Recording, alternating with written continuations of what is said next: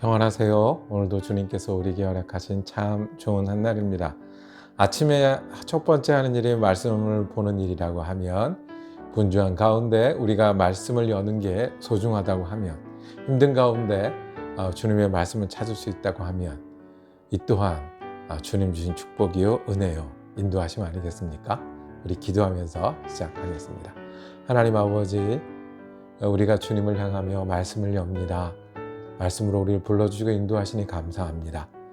우리가 하루의 시작과 끝이 주님과 동행하는 시간이 되기를 원하고, 바쁘고 분주한 가운데 주님 말씀을 기억하고 붙드는 하루가 되기를 원하오니, 주님 우리에게 다가와 주시고 인도하여 주시고 힘을 더하여 주옵소서.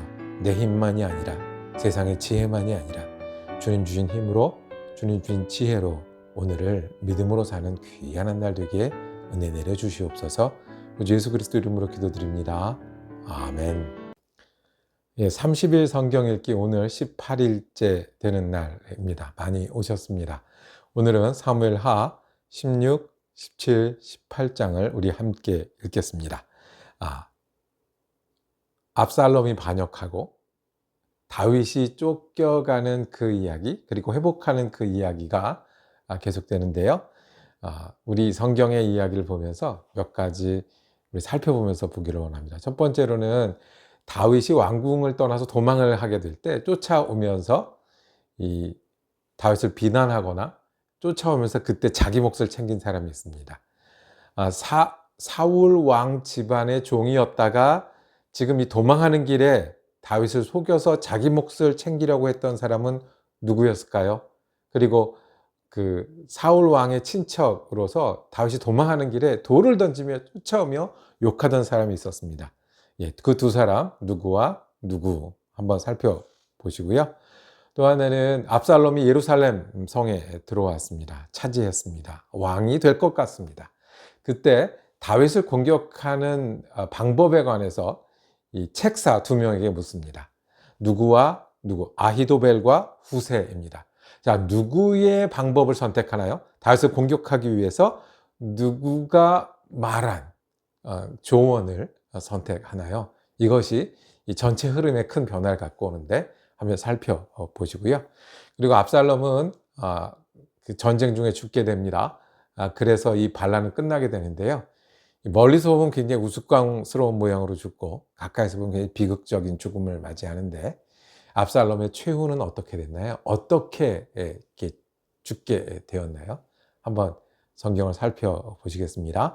도망갈 때 쫓아오면서 욕했던 사람, 그리고 아히도벨과 후세 중에 어느 의견이 채택되었나요? 그리고 압살롬의 마지막은?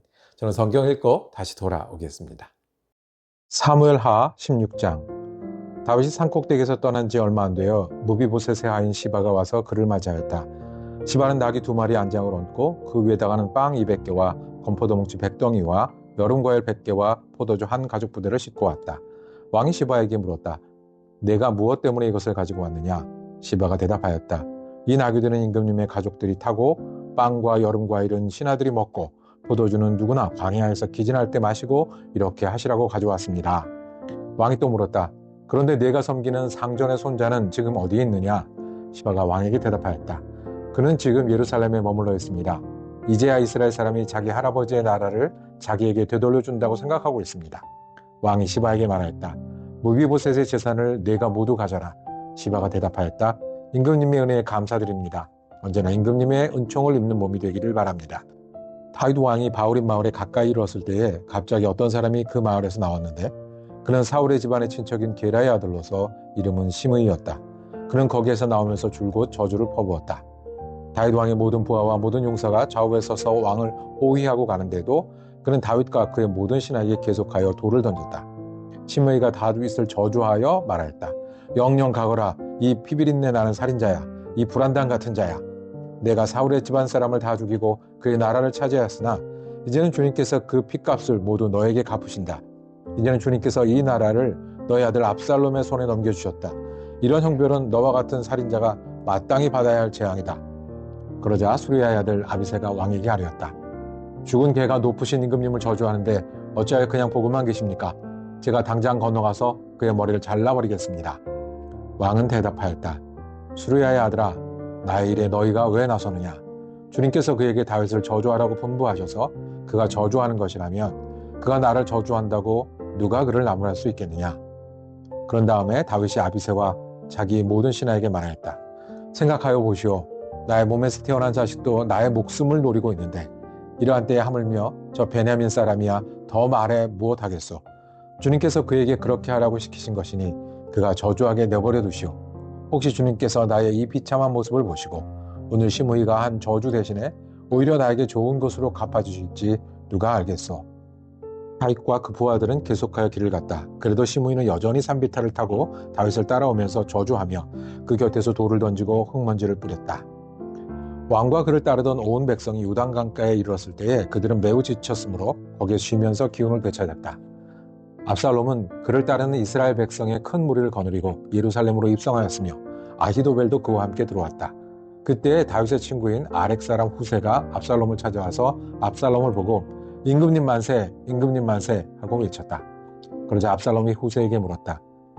이것이 친구를 대하는 그대의 우정이요? 어찌하여 그대의 친구를 따라서 떠나지 않았소? 후세가 압살롬에게 대답하였다. 그렇지 않습니다. 오히려 저는 주님께서 뽑으시고 이 백성과 온 이스라엘 사람이 뽑아 세운 분의 편이 되어서 그분과 함께 지낼 작정입니다. 제가 다른 누구를 또 섬길 수 있겠습니까? 당연히 부왕의 아드님을 섬겨야 하지 않겠습니까? 그러므로 제가 전에 부왕을 섬길 것과 같이 이제는 임금님을 섬기겠습니다. 압살롬이 아히도벨에게 물었다. 이제 우리가 무슨 일부터 해야 될지 의견들을 내어보시오. 아히도벨이 압살롬에게 말하였다.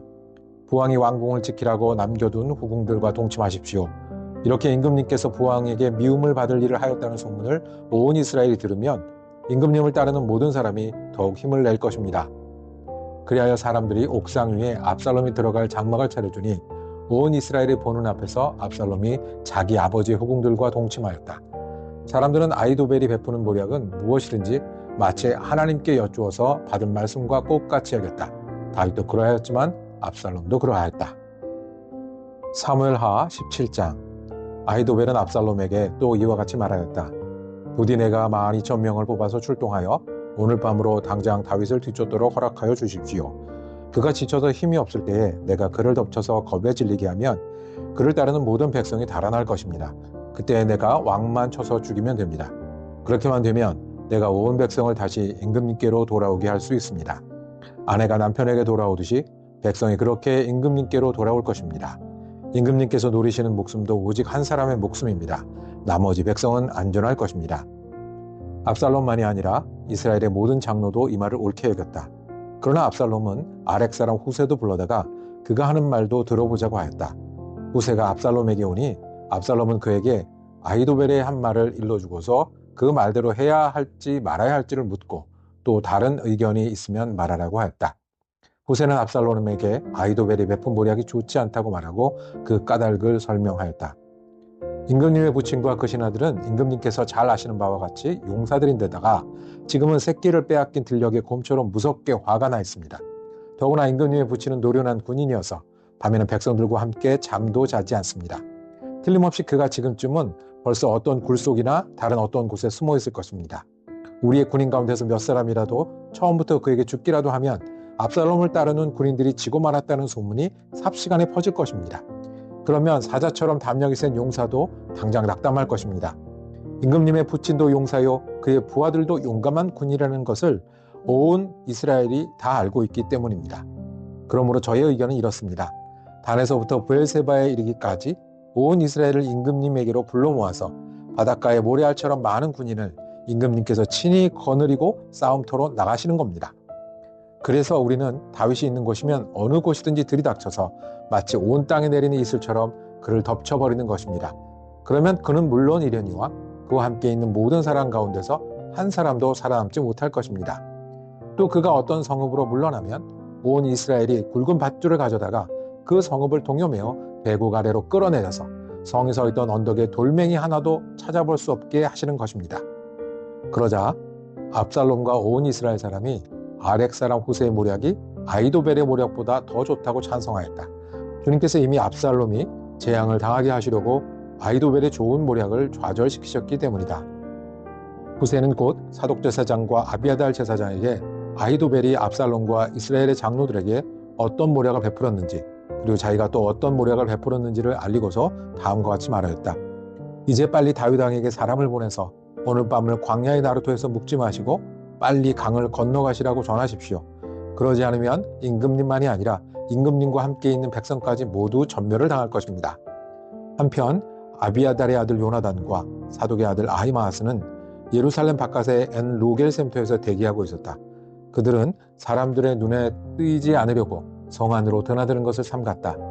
거기에 있다가 여종이 그들에게 가서 소식을 전하여주면 그들이 그 소식을 받아서 직접 다윗 왕에게 전하곤 하였다.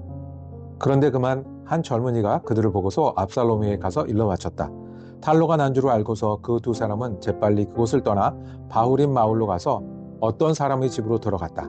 그 집 마당에는 우물이 있었는데 그들은 그 속으로 내려갔다.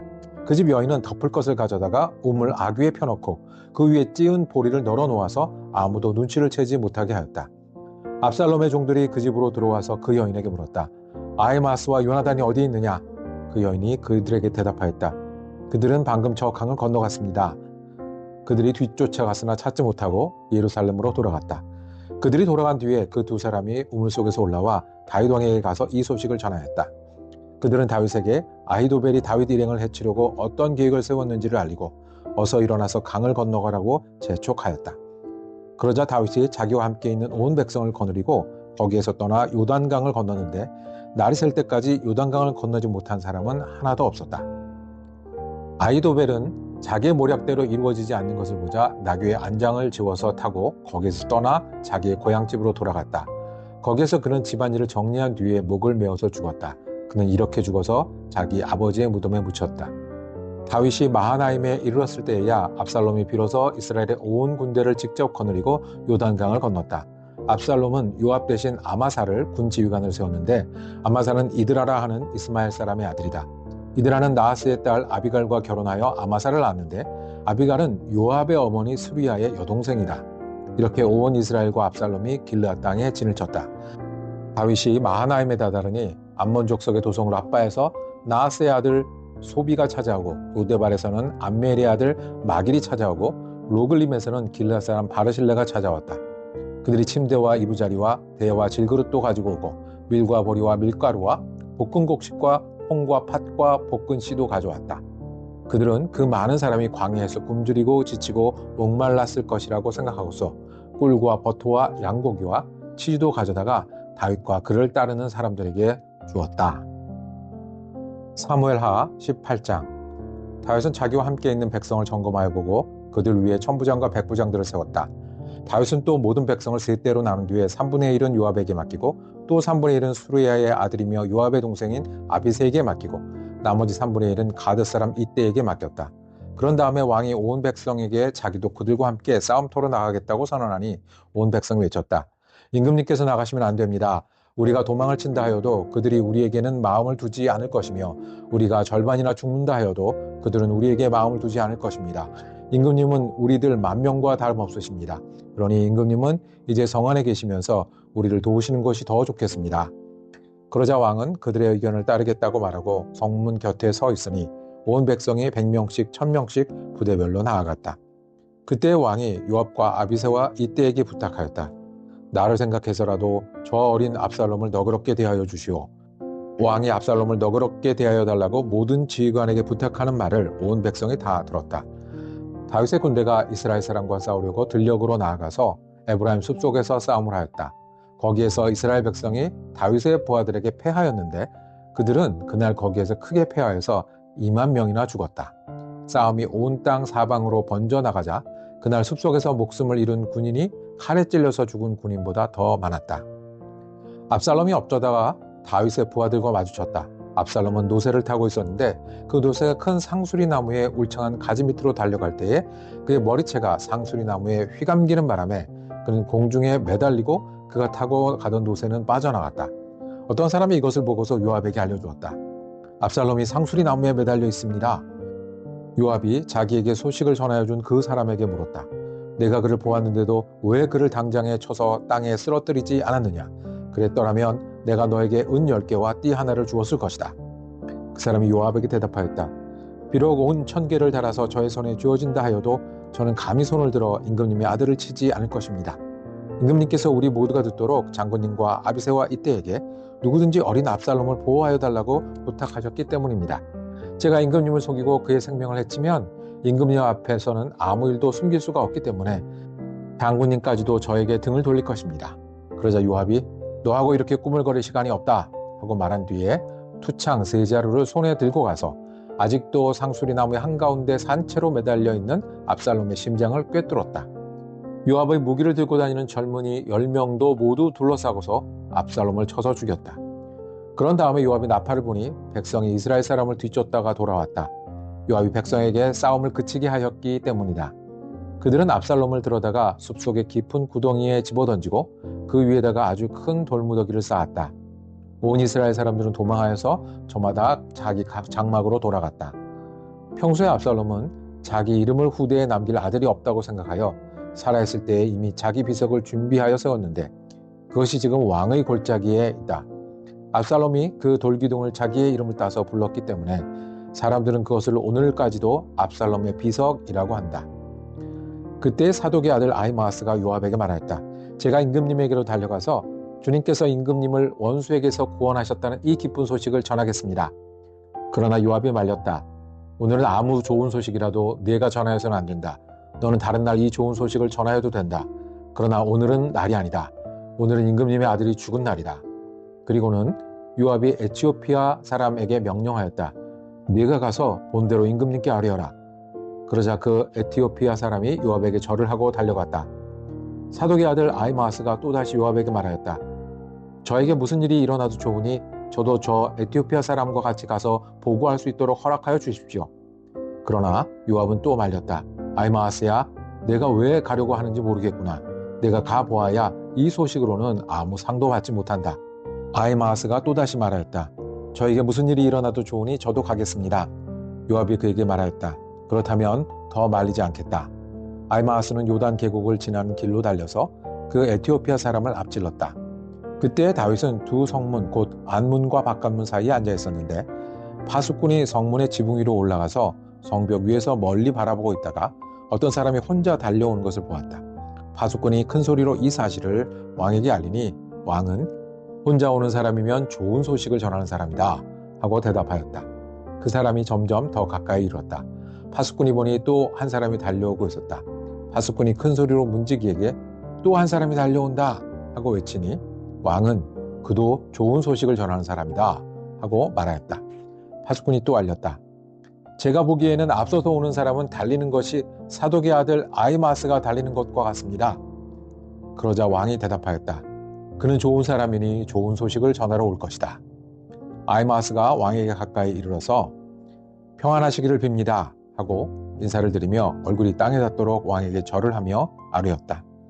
높으신 임금님께 반역한 자들을 없애버리시고 임금님께 승리를 안겨주신 임금님의 주 하나님을 찬양합니다. 왕이 그 어린 압살롬도 평안하더냐?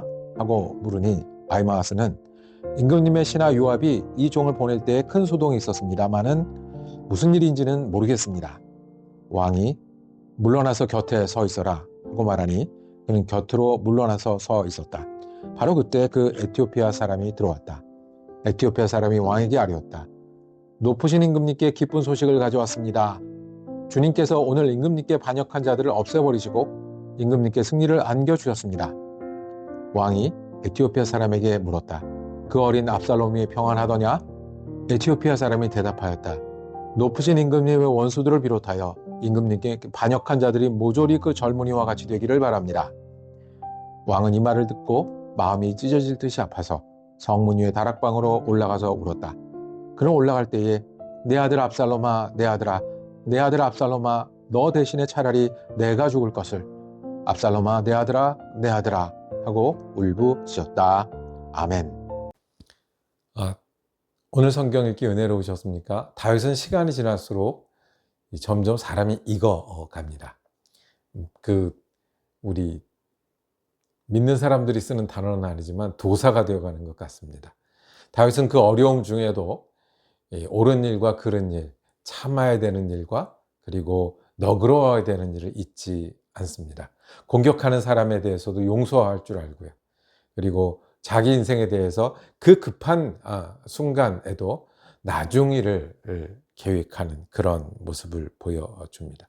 자기를 공격하고 자기를 이렇게 죽이려고 했던 압살롬에게도 아들을 아끼는 아버지의 마음을 끝까지 놓지 않는 그런 모습을 보여줍니다. 어려운 일을 당하면 우리는 상처를 받습니다. 힘들어지고요. 마음이 어두워지고 그늘이 생기고 그렇습니다. 아니면 어려운 일을 당할수록 사람이 강해지고 독해지고 세지고 고집스러워집니다.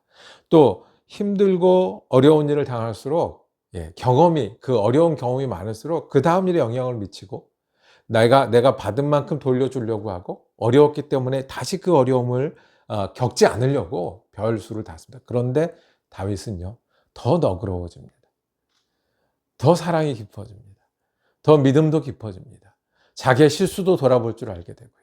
주위의 연약한 사람들의 힘을 주고 그리고 용서해야 하는 모습이 보여집니다. 어떻게 해요? 믿음 때문에 그렇습니다. 우리가 예수 믿는 사람도 어렵습니다. 예수 믿는 사람도 아플 수 있고요. 예수 믿는 사람도 관계가 흐트러져서 갈등이 있을 수 있고요. 예수 믿는 사람도 환경이 어려워지면 같이 어려워집니다. 그런데 예수 믿는 사람이 다른 게 뭔가요? 거기서 믿음으로 견디면요, 거기서 우리는 하나님을 배우기도 하고요. 어려워야 응답을 받기도 하고요.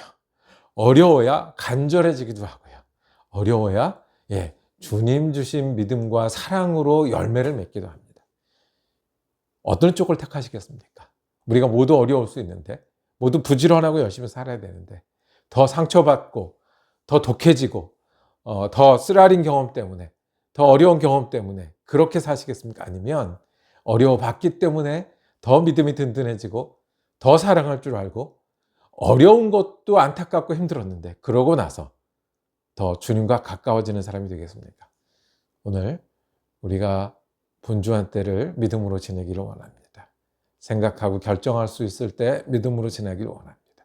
주위 분들과 믿음으로 지내고 내 맡은 일을 믿음으로 해서 어려울 수도 있고 힘들 수도 있고 애써야 되는데 그러고 나면 점점 더 예수님께 가까이 가고 예수님을 닮아가고 더 믿음으로 할 수 있는 저와 여러분 되기 바랍니다. 기도하겠습니다.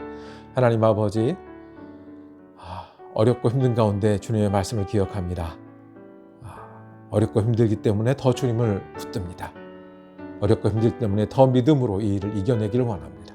그래서 주님, 어려움 속에서도 더 하나님 사랑할 수 있게 하시고 어려움 속에서도 주님 주신 은혜 가운데 지내게 하시고 어려움을 이겨가며 오히려 주님의 열매가 풍성한 믿음의 사람 되게 하여 주시옵소서.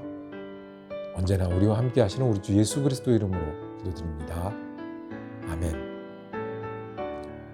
자, 오늘 성경 읽기 함께 하셔서 감사했습니다. 다음 주에도 사무엘하 나머지 부분 이어지겠습니다. 은혜로운 날 되시기를 축복합니다.